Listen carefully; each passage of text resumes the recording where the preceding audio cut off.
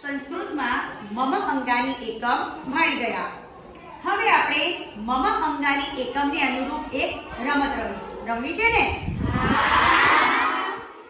રમતમાં અહીંયા હું તમને અંગોના નામ સંસ્કૃતમાં કહીશ અને તમારે એ અંગને બતાવવાનો છે.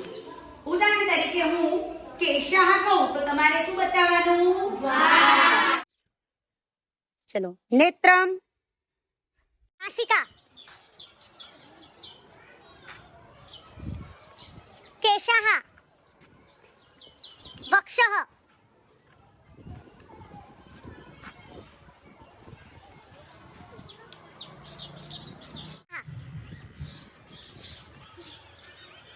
जीवा, कर्णः, नासिका, केशः, उदरम,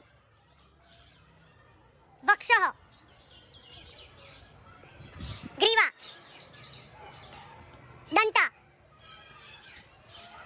ओष्ठ, मुखम, केशः, जीवा, दंता, केशः, वक्षः, केशः, मुख, कर्ण, બંને આઉટ. દિવ્યા વિજેતા. ચલો. આપણી રમતના વિજેતા કોણ છે? દિવ્યા. માતાજી જય. Very good. ચલો. શીખવા મળ્યું રમતથી. મમ કેશા એટલે